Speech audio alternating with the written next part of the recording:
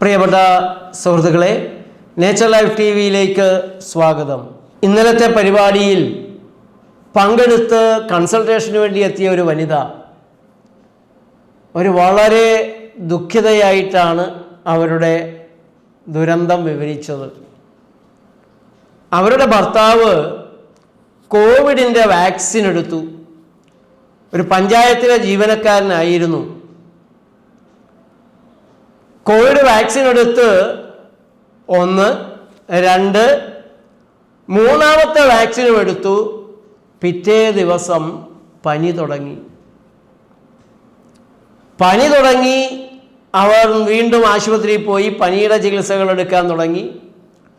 പനി വളരെ കൂടുതലാണ്, കുറയുന്നില്ല. ആശുപത്രിയിൽ കിടന്ന് ചികിത്സയായി. പനിയൊന്ന് കുറയും, വീട്ടിൽ വരും, പിന്നെയും കൂടും, പിന്നെയും ആശുപത്രിയിലാകും. 1.5 വർഷം ഭർത്താവിൻ്റെ കൂടെ നിന്ന് അവർ ശുശ്രൂഷിച്ചു.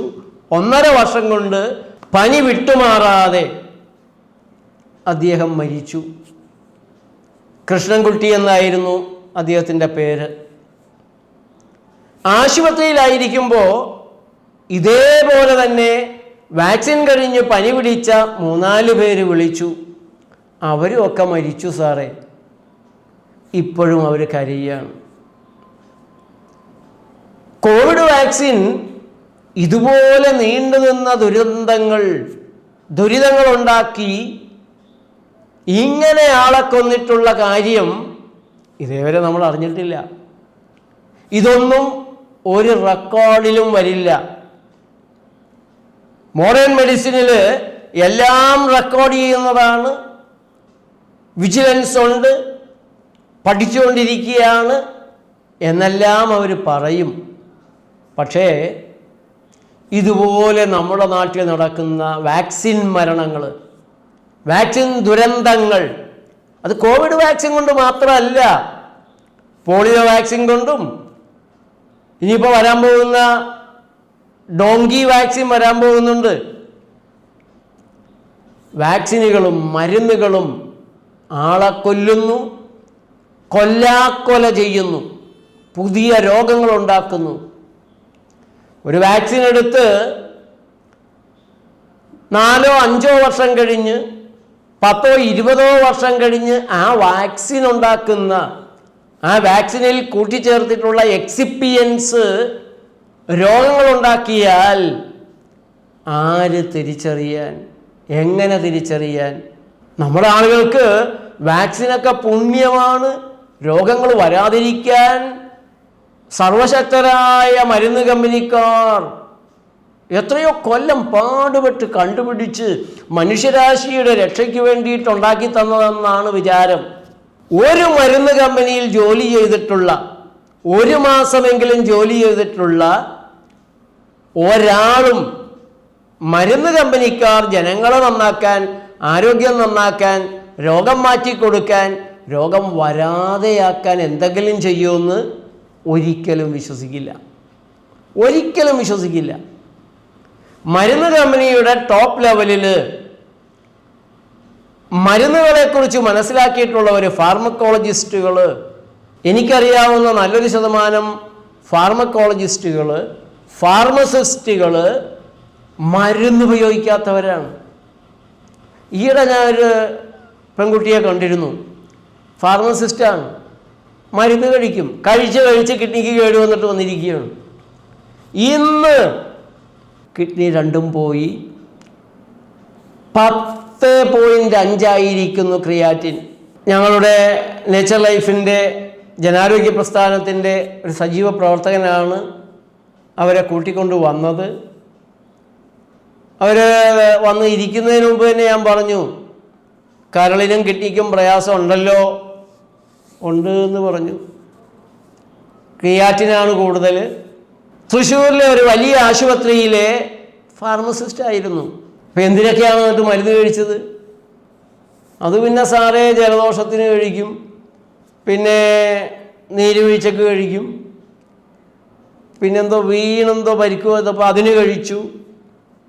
ഞാൻ പറഞ്ഞു, നിങ്ങൾക്കറിയില്ലേ മരുന്നിൻ്റെ കുഴപ്പങ്ങളും? അത് സാറേ അസുഖമാണെന്ന് പറഞ്ഞിരുന്ന അങ്ങ് പോകാതിരുന്നാൽ ശരിയാവില്ല. അതുകൊണ്ട് ഡോക്ടറോട് പറഞ്ഞിട്ടല്ലേ, ഡോക്ടർ നോക്കിയിട്ടല്ലേ തരണത്. ഡോക്ടർ നോക്കിയിട്ട് മരുന്ന് തന്നാൽ കുഴപ്പമൊന്നും വരില്ല എന്നാണ് കരുതിയിട്ടുള്ളത്. ഡോക്ടർമാർ പോലും മരുന്ന് കൊണ്ട് കരളും കിഡ്നിയും തകർന്നു വരുന്നുണ്ട്. എനിക്ക് അമേരിക്കയിൽ നിന്നൊരു പെൺകുട്ടി, ചാലക്കുടിക്കാരിയാണ്, നെഫ്രോളജിസ്റ്റ്, കിഡ്നി സ്പെഷ്യലിസ്റ്റ് തന്നെയാണ്. കിഡ്നിക്ക് തകരാറ് വന്നു എന്ന് അറിഞ്ഞതോടെ അവരാകെ തകർന്നു. ഞാൻ ചോദിച്ചു, എന്താ തകർന്നത്? നിങ്ങളൊരു നെഫ്രോളജിസ്റ്റ് അല്ലേ? അതാണ് സാറേ, ഇങ്ങനെ ക്രിയാറ്റിൻ കൂടി ആരും രക്ഷപ്പെടുന്നത് കാണാറില്ല സാറേ. എല്ലാവരും തന്നെ ഡയാലിസിസ് ചെയ്ത് പിന്നെ കിഡ്നി മാറ്റാനായിട്ട് കോഴിക്കോട് നേച്ചർ ലൈഫിലാണ് വന്നത്. ഇപ്പോൾ ആരോ പറഞ്ഞു നേച്ചർ ലൈഫിൽ ക്രിയാറ്റിൻ്റെ രോഗികൾ രക്ഷപ്പെടുന്നുണ്ട്, നല്ലൊരു ശതമാനം പേരും രക്ഷപ്പെടുന്നുണ്ട്. രക്ഷപ്പെട്ട ആരോ തന്നെ വിളിച്ചു പറഞ്ഞു, അങ്ങനെ എന്തോ ആണ് അവർ വരുന്നത്. അവർ വന്നു, 1 മാസം നേച്ചർ ലൈഫിൽ തങ്ങി, നല്ല വ്യത്യാസം വന്നു, നല്ല സന്തോഷമായിട്ട് തിരിച്ചു പോകുന്നതിന് മുമ്പ് പറഞ്ഞു, സാറേ എനിക്കിപ്പോൾ മനസ്സിലായി, പ്രകൃതി ചികിത്സ ചെയ്താൽ കിഡ്നിയുടെ തകരാറുകളൊക്കെ നമുക്ക് മാറ്റിയെടുക്കാൻ പറ്റുമെന്ന് മനസ്സിലായി സാറേ. പക്ഷേ എനിക്കിത് എൻ്റെ പേഷ്യൻസിനോട് പറയാൻ പറ്റില്ല. ഞാൻ അമേരിക്കയിൽ ഇത് പറഞ്ഞു കഴിഞ്ഞാൽ എൻ്റെ ലൈസൻസ് നഷ്ടപ്പെടും. ഞാൻ അവിടെ അലോപ്പതി മരുന്ന് അവർക്ക് കൊടുത്തേ തീരൂ. വളരെ സങ്കടത്തോടെയാണ് ആ പെൺകുട്ടി തിരിച്ചു പോകുന്നത്. നിരന്തരം കണ്ടുകൊണ്ടിരിക്കുകയാണ്. മരുന്ന് കഴിച്ച് വൃക്കകൾ പോയവർ. ഈ സ്ത്രീക്ക് വൃക്കകൾ ചുരുങ്ങുന്ന ഒരവസ്ഥ കൂടിയാണ്. അത് കുറച്ചുകൂടെ പ്രയാസമാണ്. ഒരു ക്രിയാറ്റിൻ 5 വരെ നമുക്കങ്ങനെ ഒരു പ്രയാസവും കാണാറില്ല. 5 കഴിഞ്ഞാൽ വളരെ ജാഗ്രതയോടെ കൃത്യമായി തെറ്റിക്കാതെ പ്രകൃതി രീതികൾ ചെയ്താൽ മുന്നോട്ട് പോകാൻ സാധിക്കും. ഒരു 2-3 കൊല്ലമെങ്കിലും എടുക്കും വൃക്കയിൽ പുതിയ കോശങ്ങൾ വന്ന് ഏതാണ്ട് പഴയ നിലയിലേക്ക് വരാൻ. അവരുടെയൊക്കെ തെറ്റിച്ചാൽ ഇവിടെയും തെറ്റും. 10 കഴിഞ്ഞു പോയിരിക്കുന്ന ക്രിയാറ്റിൻ്റെ തകരാറിൽ രക്ഷപ്പെട്ടവരില്ലേ എന്ന് ചോദിച്ചാൽ രക്ഷപ്പെട്ടവരുണ്ട്. പക്ഷേ അത് ഒരുറപ്പും, അതല്ലെങ്കിലും ക്രിയാറ്റിൻ്റെ കാര്യത്തിലായാലും മറ്റേത് രോഗത്തിൻ്റെ കാര്യത്തിലായാലും നമ്മളാർക്കും ഉറപ്പൊന്നും കൊടുക്കില്ല. ഉറപ്പ് കൊടുക്കാൻ നമ്മൾ ആരാണ്? അതാ രോഗിയുടെ ശരീരം അനുസരിച്ചിരിക്കും. രോഗിയുടെ ഓരോ അവയവങ്ങളുടെയും സ്ഥിതിയും ജീവിത രീതിയും അനുസരിച്ചിരിക്കും. ഏതായാലും നമ്മുടെ നാട്ടിൽ മരുന്നിലുള്ള വിശ്വാസം, വാക്സിനുകളിലുള്ള വിശ്വാസം, ഫുഡ് സപ്ലിമെൻറ്റുകളിലുള്ള വിശ്വാസം, അങ്ങനെ പലതരത്തിലുള്ള അന്ധവിശ്വാസങ്ങളാണ് നമ്മുടെ നാട്ടിലുള്ളത്. സർജറി, ഓപ്പറേഷൻ കഴിഞ്ഞാൽ കുറേയും കൂടെ നന്നാകുമെന്ന് കരുതുന്ന ആളുകളൊക്കെ ഉള്ളതാണ്. ഓരോ അവയവം എടുത്തു കളഞ്ഞാൽ കുറച്ചുകൂടെ ശരീരം നന്നാകും എന്നുവരെ കരുതി ഇടവും വലവും നോക്കാതെ അലോപ്പതി ഡോക്ടറുടെ വിധി കേട്ട് കഴിഞ്ഞാൽ ഉടനെ ചാടിപ്പോയി അവയവങ്ങൾ ഓരോന്നും എടുത്തു കളയാൻ സമ്മതിക്കുന്ന ആളുകളുണ്ട്. അതിന് വലിയ കാശ് കൊടുക്കുന്നവരുണ്ട്. 2 ആഴ്ച പ്രകൃതി ചികിത്സ ചെയ്തിട്ട് പോരെ ഈ കടുംകൈകൾ, അറ്റകൈ പ്രയോഗങ്ങൾ ചെയ്യാൻ. അത്യാവശ്യ ഘട്ടങ്ങളിൽ അങ്ങനെ ചെയ്യരുതെന്ന് ഞങ്ങൾ ഒരിക്കലും പറയുന്നില്ല.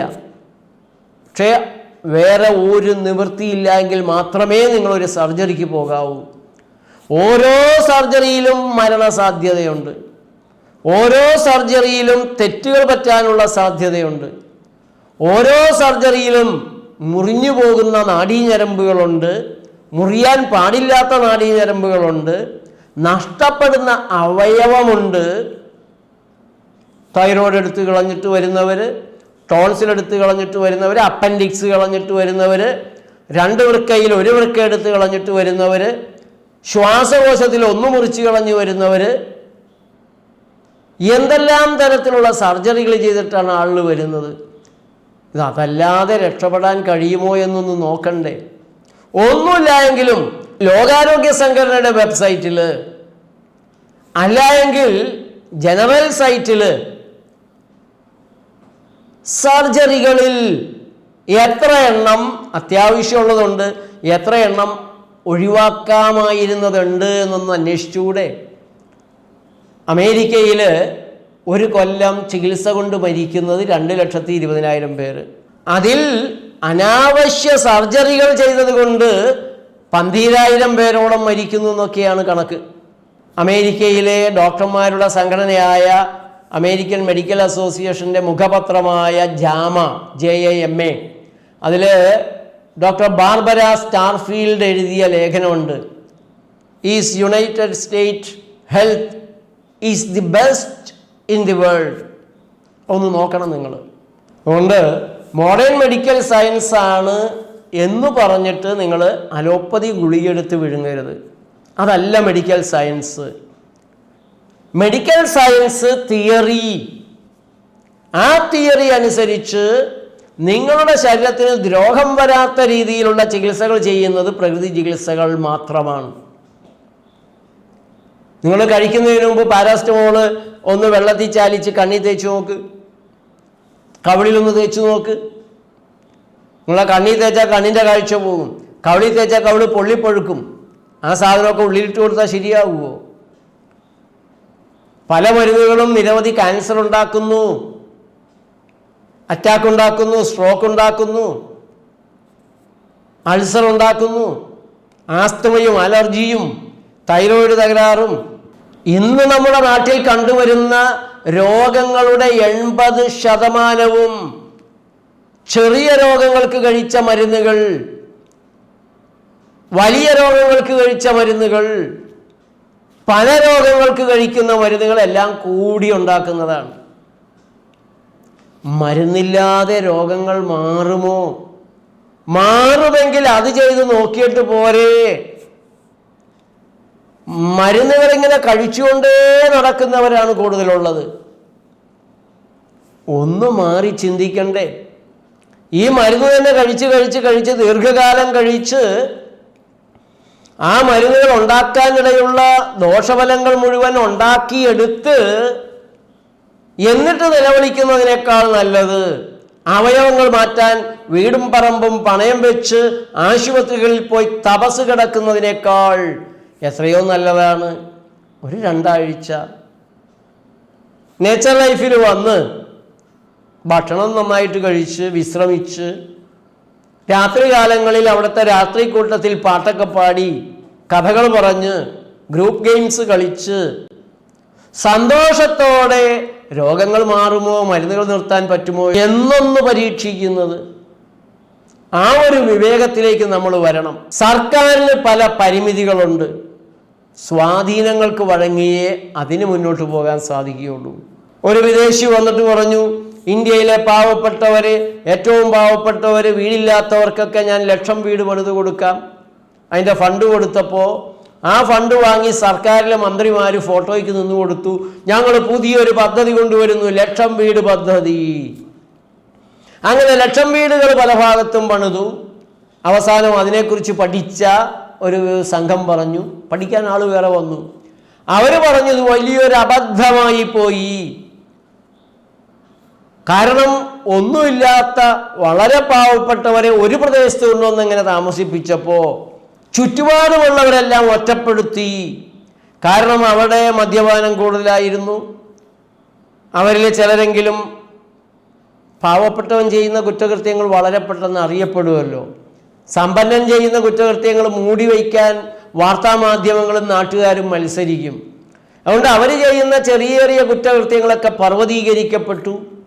അവരുടെ കുട്ടികൾ തെമ്മാടിക്കുട്ടികളായി മുദ്ര കുത്തപ്പെട്ടു. അങ്ങനെ പല ഭാഗങ്ങളിലും, എല്ലായിടത്തും അല്ല, പല ഭാഗങ്ങളിലും ഇവർ സമൂഹത്തിൽ നിന്ന് ഒറ്റപ്പെടുന്നൊരവസ്ഥയുണ്ടായി. മുമ്പ് അങ്ങനെ ആയിരുന്നില്ല, ചിതറിക്കിടക്കുകയായിരുന്നു. അപ്പോൾ അടുത്തുള്ളൊരു വീട്ടിൽ ഉള്ള വീട്ടുകാരൊക്കെ പതുക്കെ അമ്മമാരൊക്കെ എനിക്ക് അറിയാവുന്ന ധാരാളം അമ്മമാരുണ്ട്. അടുത്ത വീട്ടിൽ ഭക്ഷണം ഉണ്ടായിട്ടില്ല എന്ന് കണ്ടു കഴിഞ്ഞാൽ ഒരു ദിവസം പുക കണ്ടില്ല, രണ്ടാമത്തെ ദിവസം പുക കണ്ടില്ലെങ്കിൽ അങ്ങോട്ട് ഭക്ഷണം കൊടുക്കുമായിരുന്നു. അങ്ങനെ ഒരു കരുതലും ജനങ്ങളുടേതായ ഒരു പാരസ്പര്യവും കരുണയുമൊക്കെ ഉണ്ടായിരുന്നു. ഇനി മദ്യപിച്ചാൽ തന്നെ ഒരു വീട്ടിൽ അവർക്ക് തന്നെ തൊട്ടടുത്തുള്ള താമസിക്കുന്ന ആളോടൊരു ബന്ധമുണ്ട്, ബഹുമാനമുണ്ട്. അതുകൊണ്ട് മദ്യപിച്ച ആൾ പോലും അപ്പുറത്തെ വീട്ടിലെ ചേട്ടൻ വന്ന് എന്താടായി കാണിക്കണമെന്ന് ചോദിച്ചാൽ അവിടെ അടങ്ങിക്കിടക്കുമായിരുന്നു. അപ്പോൾ സർക്കാരിന് പല പരിമിതികളുമുണ്ട്. ഇങ്ങനെയൊക്കെയാണ് സർക്കാരുകൾ പ്രവർത്തിക്കുന്നത്. മദ്യം വിൽക്കുന്ന സർക്കാർ, മദ്യം വിറ്റ് കൊലപാതകങ്ങൾ നടക്കുന്നു, കള്ളുടിക്കുന്ന ഒരു ഭാര്യയെ മർദ്ദിക്കുന്നു, കുട്ടികളെ കൊല്ലുന്നു, കുട്ടികളെ ദുരുപയോഗിക്കുന്നു. അതെല്ലാം കണ്ട് അവരെ കൂടി പിടിച്ച് ജയിലിലിടുക, നടപടിയെടുക്കുക എന്നല്ലാണ്ട് മദ്യം നിർത്തൽ സർക്കാരിന് ഇപ്പോൾ ഒന്നും നടക്കുകയില്ല. അതിന് പറ്റിയ സർക്കാർ എന്നുണ്ടാകും എന്നുള്ളൊരു കാര്യം എനിക്ക് അറിഞ്ഞുകൂടാ. അപ്പോൾ സർക്കാരുകൾക്ക് ഇങ്ങനെയൊക്കെ പോകാനേ സാധിക്കുകയുള്ളൂ. അതുകൊണ്ട് സർക്കാർ പദ്ധതികളുമായി പല പദ്ധതികളുമായിട്ട് വരും. നിങ്ങളുടെ തടി നോക്കേണ്ടത് നിങ്ങളാണ്, നിങ്ങളുടെ ആരോഗ്യം സംരക്ഷിക്കേണ്ടത് നിങ്ങളാണ്. അത് പുറത്തു നിന്ന് ആർക്കും സംരക്ഷിക്കാൻ സാധിക്കില്ല, നന്നാക്കി തരാൻ പറ്റില്ല. ഒരു വാക്സിനും ഒരു മരുന്നിനും ഒരു സർജറിക്കും നിങ്ങളുടെ ആരോഗ്യം നന്നാക്കി തരാൻ പറ്റില്ല.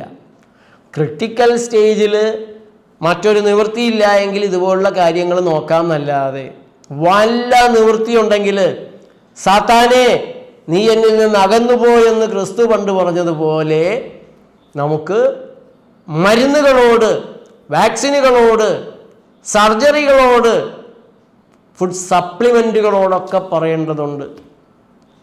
ശരീരം സ്വയം നടത്തുന്ന സ്വാഭാവികമായൊരു പ്രവർത്തനമാണ് രോഗങ്ങളെ ഇല്ലാതാക്കുന്ന പ്രവർത്തനം. അതിനെ തടയാതെ വിവേകത്തോടെ ജീവിക്കുക. സൂത്രവഴികളില്ല, ഉത്തരവാദിത്വപൂർവമായ അച്ചടക്കമുള്ള ജീവിതം നിങ്ങൾക്കുണ്ടാവണം. കഴിയുന്നത്ര ഷെയർ ചെയ്യണം, നിങ്ങളുടെ അഭിപ്രായങ്ങൾ എഴുതണം. അനുഭവങ്ങളുള്ളവർ അനുഭവങ്ങളൊന്നും എഴുതണം, തുറന്നു പറയ്. ദീപം കൊളുത്തി ആരും കുടത്തിൻ്റെ ഉള്ളിൽ കൊണ്ടുപോയി വെക്കാറില്ലല്ലോ, കമഴ്ത്തി വെക്കാറില്ലല്ലോ. കിട്ടിയ ഗുണങ്ങൾ തുറന്നൊന്ന് പറയൂ. ലോകം അറിയട്ടെ, കൂടുതൽ ആളുകൾ വരട്ടെ, രക്ഷപ്പെടട്ടെ ലോകം. നേച്ചർ ലൈഫ് TV സബ്സ്ക്രൈബ് ചെയ്യണം. നന്ദി, നമസ്കാരം.